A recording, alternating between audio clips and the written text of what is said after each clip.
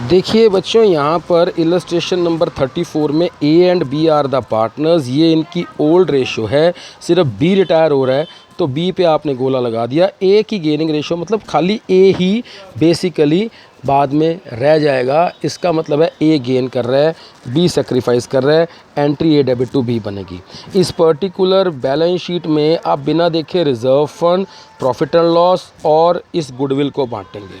देखिए, reserve fund ये old ratio में बटा हुआ है, प्रॉफिट एंड लॉस जो एक ये ओल्ड रेशो में बटा हुआ है, और पुरानी गुडविल ये ओल्ड रेशो में बट के बेसिकली ये आपकी राइट ऑफ हो गई। उसके बाद आप एक एक करके देखिए। नई गुडविल टू बी वैल्यूड 50,000। अगर गुडविल पूरी फर्म की 50,000 है तो 50,000 में रिटायरिंग पार्टनर का शेयर 20,000 बनता है। एंट्री बनी ए टू बी, ए को डेबिट करेंगे 20 से, बी को क्रेडिट करेंगे 20 से।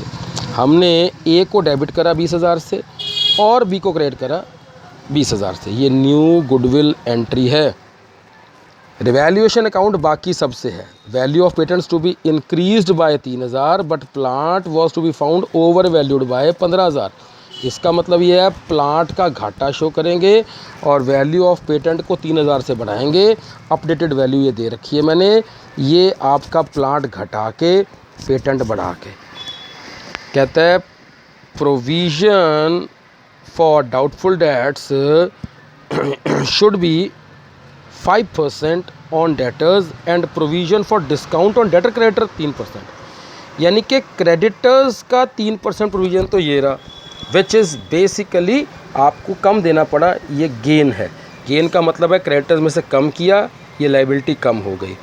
डेटर्स में से 5% और डाउटफुल डेट्स का प्रोविज़न और 3% डिस्काउंट का है, बाकी रकम ये रही।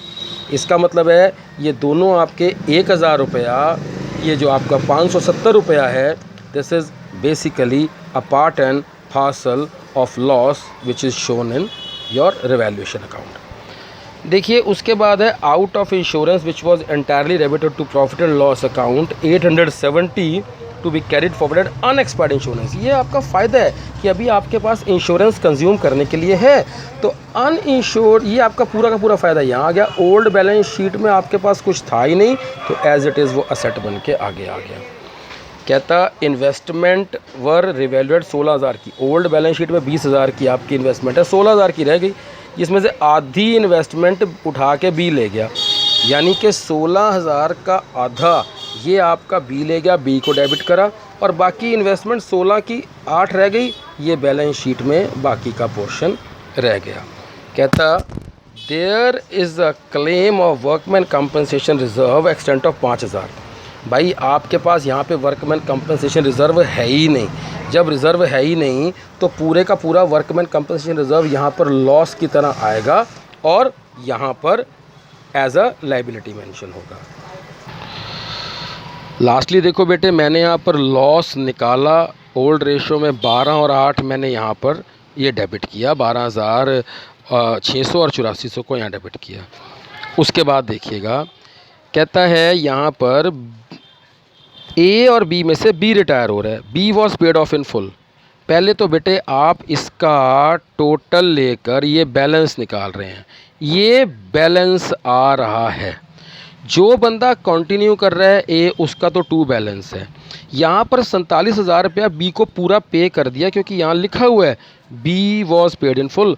ए borrowed the necessary money from the bank. A ने बैंक से पैसा लेके बी को पे कर दिया। यानी कि जो ये बैलेंस शीट है खाली ए की रह गई, ये सारे एसेट एंड लाइबिलिटीज़ ए के रह गए। इसका मतलब है ये कैपिटल ए की यहाँ पर ये आ गया, क्योंकि उसने 47,000 रुपया अपने आप से पे किया है। दैट मीन्स ये 47,000 रुपया पे तो किया गया, पर ये सारा ए ने लिया है। कहता है जी आपका ए जो है उसने प्लांट एंड स्टॉक की सिक्योरिटी पे ये ले लिया। दैट मीन्स ये 47,000 रुपया हमने बैंक लोन दिखा दिया। अभी आपको ये पैसा पे करना है। बाकी की अनटच आइटम है 18 का 18,000 आपके सामने ऐसे आ गया। अगर स्टॉक अनटच है तो यहाँ ऐसे आ गया। ये आपका टोटल है। आप एक वर्किंग नोट देखिए।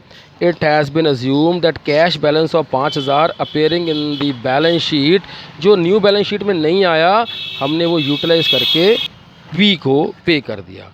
No separate entries pass for keeping plant and stock. भाई जो सिक्योरिटी हमने रखी थी उसकी कोई पेमेंट नहीं हुई।